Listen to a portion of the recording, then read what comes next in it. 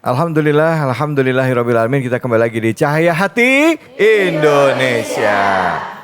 Untuk kesempatan kali ini kita akan bertanya dengan guru kita yang sudah hadir bersama-sama dengan kita, Ustazah Inaratul Ain. Assalamualaikum warahmatullahi wabarakatuh, Ustazah. Waalaikumsalam warahmatullahi wabarakatuh. Masya Allah, makasih banyak Ustazah udah datang sini Ustazah ya. Sama-sama Ustadz, Alhamdulillah, mohon doanya. Masya Allah Ustazah, kalau kita lihat surah An-Nur itu ada surah An-Nur ayat 35 ya kan. Dan saya juga mau coba bertanya sama Ustazah kaitan dari nama surah An-Nur dengan di awal itu membahas tentang perzinahan. Ada korelasinya apa? Silakan Ustazah, fadhal. Baik. Assalamualaikum warahmatullahi wabarakatuh. Waalaikumsalam warahmatullahi wabarakatuh. Hamdan wa syukran lillah.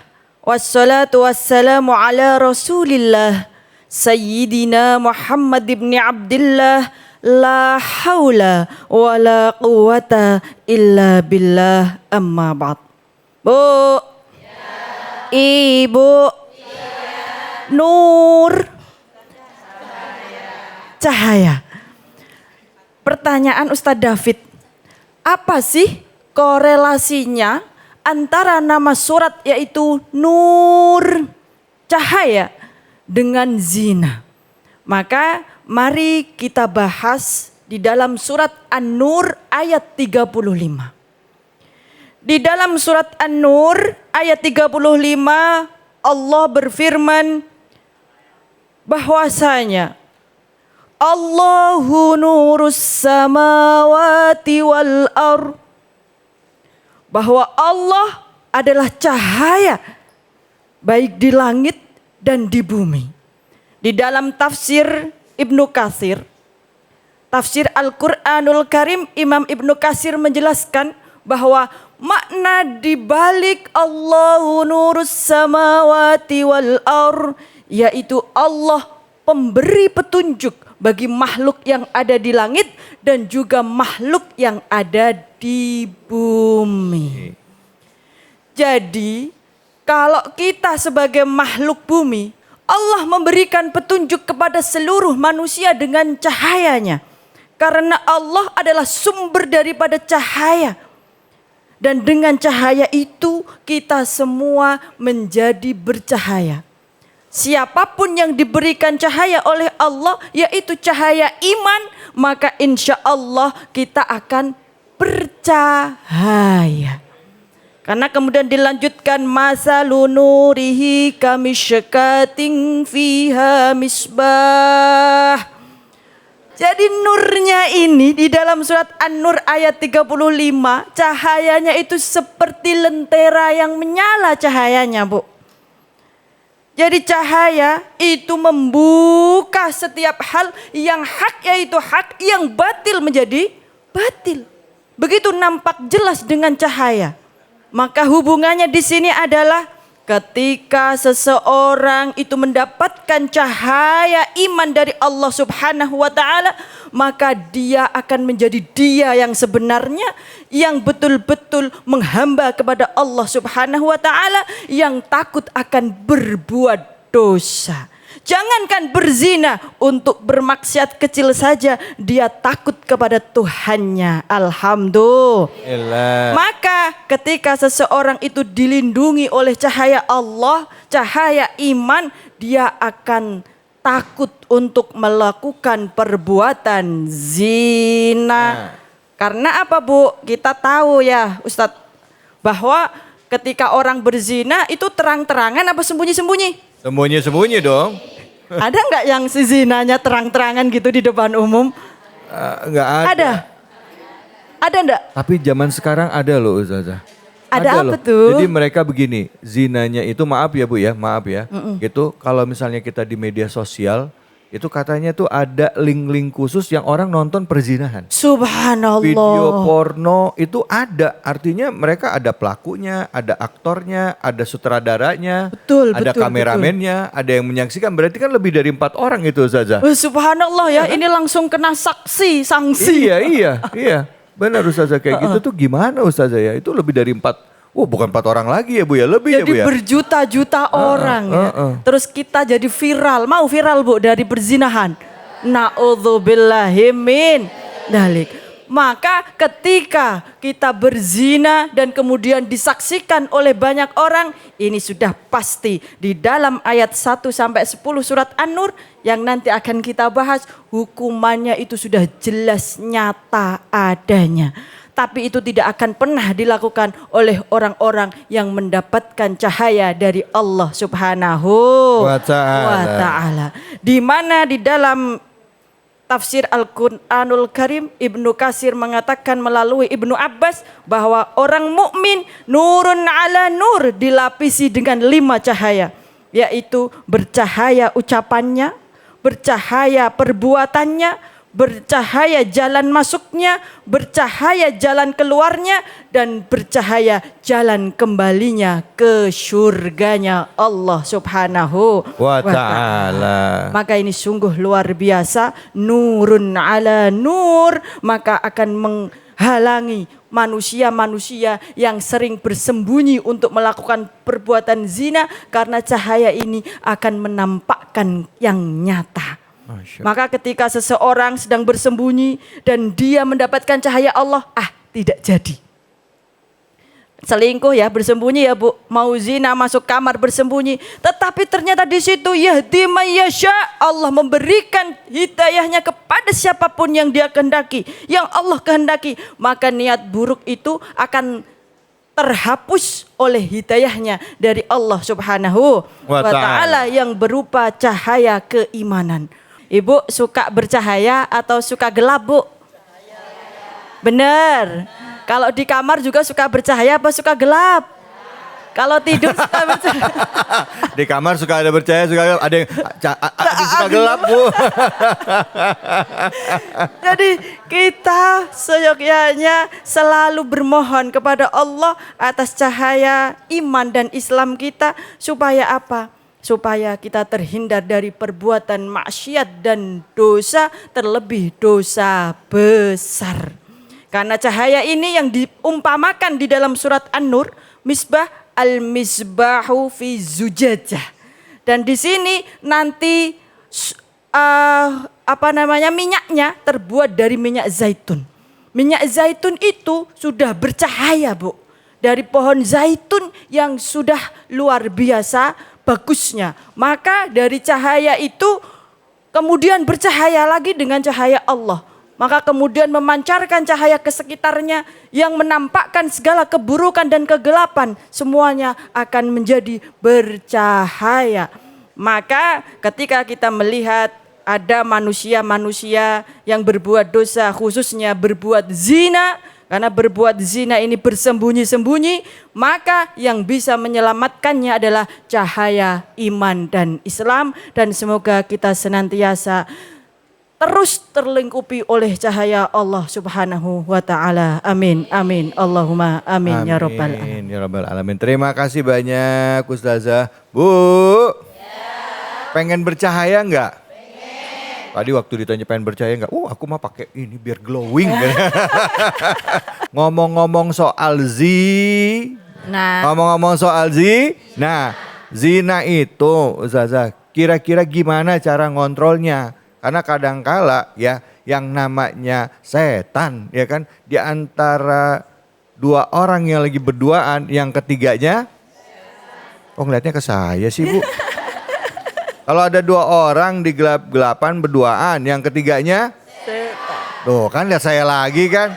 Aduh, gimana caranya nahan hawa nafsu, supaya kita nggak terjerumus di dalam zina. Gimana Ustazah? Siap Ustadz, kita memakai 3 pendekatan. Pendekatan spiritual, pendekatan intelektual, dan pendekatan emosional. Yang pertama pendekatan spiritual, yaitu kita tambahkan keimanan dan ketakwaan kita kepada Allah Subhanahu wa Ta'ala. Ini jelas ya para pemirsa di rumah juga. Kita dengan pendekatan spiritual ini menjadi benteng utama dari terusaknya pagar-pagar keimanan kita. Maka pendekatan spiritual ini menjadi sangat vital karena iman dan takwa ini adalah tolak ukur keberadaan seseorang itu melakukan kemaksiatan atau amal soleh. Kemudian pendekatan yang kedua yaitu pendekatan intelektual. Maka seseorang supaya jauh dari perbuatan zina harus lebih banyak mendalami ilmu agama. Karena dengan ilmu agama itulah, pengetahuan agama itulah, mereka akan semakin bisa mengevaluasi apa yang dia lakukan itu benar atau salah. Setidaknya seperti itu dari dua pendekatan tersebut. Pendekatan yang ketiga yaitu pendekatan emosional ini yang sangat mencakup banyak ranah. Di antaranya yaitu menggunakan 5M. Apa itu, Ustaz? Apa itu 5M? Ember kali ya. Yaitu menjaga pandangan. Menjaga pandangan. Menjaga pandangan. Seseorang agar terhindar dari perbuatan zina, wajib bagi dia untuk menjaga pandangan khususnya terhadap laki-laki, Bu. Laki-laki, Bu. Ya. Ini di sini ada laki-laki enggak ya? Bu, jangan lihat saya nunduk. Jangan lihat-lihat kata. Menjaga pandangan ini khususnya terhadap laki-laki. Lawan Kemudian, jenis gitu ya. Oh iya, bagi perempuan laki-laki, bagi laki-laki perempuan. Ini bahaya nih, faktor emosionalnya akan langsung naik kan seperti itu kalau sisi penjaga pandangan. Yang kedua, yaitu bagaimana kita menutup aurat. Menutup aurat. Menutup aurat itu wajib bagi seorang wanita, apalagi wanita muslim. Yang ketiga, memperbanyak ingat atau zikrullah. Memperbanyak ingat sama Allah. Kalau kita banyak ingat sama Allah, insya Allah dimanapun kita berada akan selalu terjaga. Lihat wanita cantik, Allah, Allah, Allah. Subhanallah. Lihat sesuatu yang tidak baik, kita langsung ingat Allah. Berzikir kepada Allah. Yang keempat ya, tadi udah 3 ya. Yang keempat, kita menjauhi perbuatan-perbuatan atau tempat-tempat maksiat. Karena kita sebagaimana yang kita tahu, ketika kita kumpulnya dengan penjual minyak wangi, kita ikut wangi. Ketika kita bareng sama penjual ikan. Penjual ikan, enak dong nanti kita goreng. Iya, baunya bau. Jadi sedap, itu bergizi, bau ikan. Baik. Jadi bagaimana kita menghindarkan diri dari tempat-tempat yang tidak baik. Menghindari dari perbuatan-perbuatan yang tidak baik. Itu yang keempat. Yang kelima, mengalihkan emosi kita kepada hal-hal yang positif. Karena apa? Kecenderungan untuk melakukan zina itu pasti kecenderungan emosi-emosi negatif.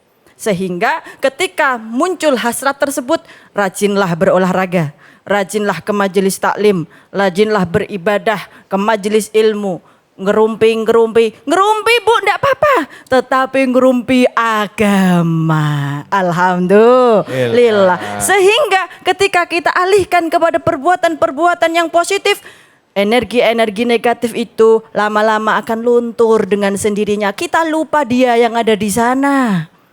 Yang selalu terbayang-bayang kecantikannya, yang selalu terbayang-bayang kemolekannya, kita lupa karena kita sudah sibuk membaca Al-Quran, kita sibuk bersedekah, kita sibuk melayani suami, kita sibuk mengurus anak kita. Tapi kalau kita sering menganggur, sering melihat yang mohon maaf ya, adegan-adegan yang kesaksiannya jutaan orang itu, yang sudah ke sana kemari jadi viral, akhirnya kita tercekoki, otaknya terracuni sehingga timbul keinginan untuk praktek bersama orang yang bukan suami kita.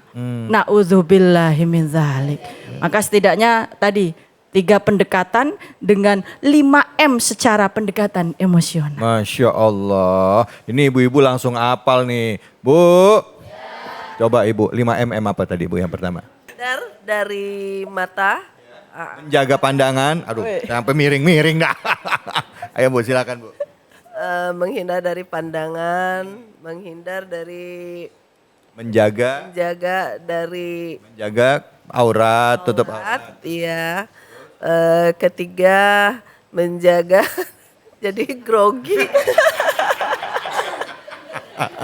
Bu, ada yang tahu nggak? Ayo, ya pertama apa tadi? Menjaga pandangan. Kedua, menjaga aurat. Yang ketiga, berzikir pada Allah. Yang keempat apa? Keempat apa tadi? Ayo. Nih mama emang cuma gini nih. Ya, tahu nggak Bu? Tahu apaan? Tahu ah. Yang keempat apa? Ayo. Ayo apa? Apa? Udah pandangan. Oh. Apa? Olahraga boleh itu yang terakhir kelima, tadi. Bu. Itu yang kelima. Yang keempat apa itu? Yang keempat? Apa? Sudah Udah berzikir yang berzikir. ketiga. Apa? Empat. Sudah itu yang kedua. Apa? Apa? Apa Bu? Mendekatkan diri pada Allah udah. Udah tadi, ayo. Udah.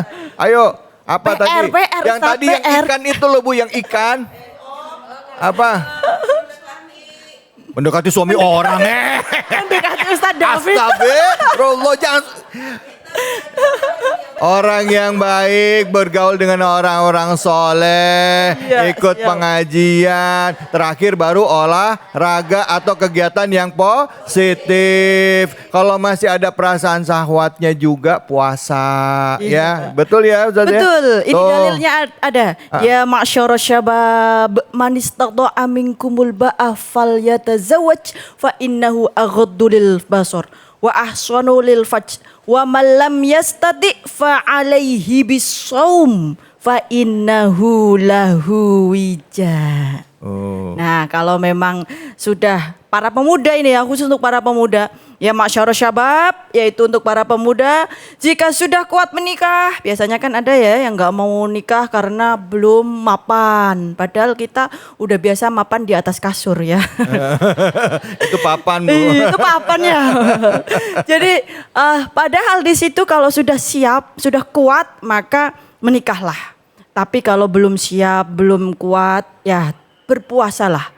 Karena sesungguhnya dengan puasa fa innahu lahu wija, maka akan dapat menahan dari hawa Nafsu, Masya Allah. Itu tadi kalau pemuda. Iya. Kalau misalnya maaf, udah Mak-mak. pernah nikah umur 50 tahun ya Bu ya.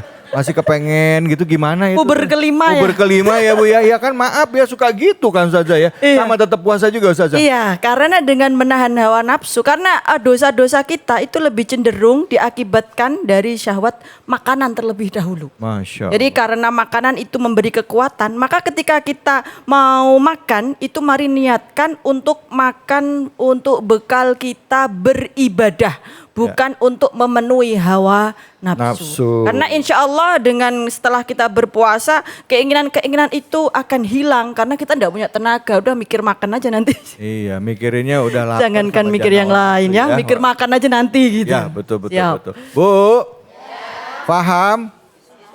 Insya Allah. Baik, siapa yang mau nanya? Angkat tangan. Oh, ada yang mau nanya ini satu. Silakan. Ada Aida, assalamualaikum. Assalamualaikum warahmatullahi wabarakatuh. Waalaikumsalam. Apa kabarnya? Baik, alhamdulillah. Alhamdulillah. Silakan mau nanya apa? Nama saya Aida Selvia. Ustazah, saya ingin bertanya, apabila lelaki udah menikah, sudah punya istri, namun dia mengaku bujang terhadap wanita lain, itu itu termasuk talak atau enggak ya? Termasuk apa? Talak. Talak. Oh, jadi kalau dia sudah menikah, terus dia mengaku bujang sama Wanita lain. perempuan lain, itu udah termasuk talak apa enggak? Waduh, dalam ini. Terima kasih banyak ya Aida ya. Assalamualaikum warahmatullahi wabarakatuh. Waalaikumsalam warahmatullahi wabarakatuh. Bu, dijawab sekarang apa besok? Nanti aja ya kita jawabnya ya. Nanti kita jawab ya. Kita jawab setelah yang berikut ini, tetap di Cahaya Hati Indonesia. Indonesia.